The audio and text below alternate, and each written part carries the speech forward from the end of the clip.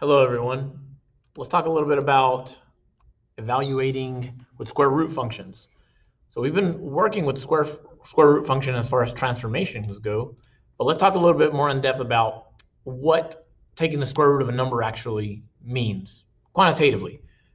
So if you notice, I have the input x underneath the radical. So it makes us think, what can go in place for x? Can I substitute any number? Well, taking numbers such as 4, the square root of 4 is 2. You can, to have integer outputs, you can use any number that's a perfect square, like 49, the square root of 49 is 7. All right. Now, what if I use numbers that are not perfect squares? So what if I take the square root of 10? Well, I have decimals as well. All right. The problem really starts to happen. Well, can I take the square root of 0? Yeah, the square root of 0 is 0, and here's the 0.00. But can I take the square root of a negative number? Well, unless I start to use complex numbers, I can't. So this should explain a little bit about why the function square root of x is a function that begins at 0, 0 and curves upwards. All right, but notice I don't have any outputs that are below 0, and I don't have any inputs that are less than 0. I cannot substitute a negative number, and I cannot have a negative output for the square root of a number. All right, so if we take a closer look at evaluating them, here's what we get.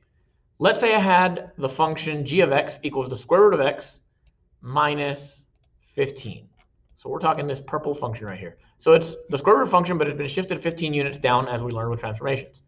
Okay, if I wanted to evaluate this function at 4, I would substitute a 4 into the square root.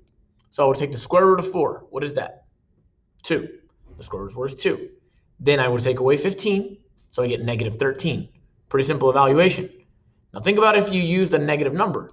If I take the square root of a negative number, I get undefined. I cannot find that output. So the very first, or you could think the very last input that you could use, the least input would be 0. All right. Now, what if I look at something like the negative square root of x plus 3? So the negative in front as a vertical stretch makes the function reflect across the x-axis. So it opens downwards. The plus 3, if you remember in the argument, shifts the function left 3 units. So you can see that the beginning point is at negative 3, 0. Now let's think.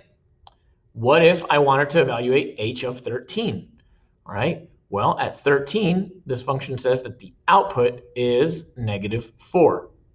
All right, 13, negative 4. Why is that? Well, 13 plus 3 gives me 16. The square root of 16 is 4, which I multiply by a negative, and I get negative 4. So that's substitution. You're just substituting a number in for x. You're calculating the square root if needed, and multiplying by any number that it asks you to multiply by. So evaluations are fairly straightforward. Once again, I need to know that I cannot substitute a number less than negative 3. If I do, I'm going to end up getting a negative argument, and I can't take the square root of a negative number, all right, unless I'm using imaginary numbers. All right. And so that goes to explain a little bit about the domain and range. Again, the argument cannot be negative. Therefore, my domain is usually 0 to infinity, as well as my range, 0 to infinity. All right, so hopefully that explains a little bit about square root functions, their domain, their range, how to use inputs, and how you get outputs.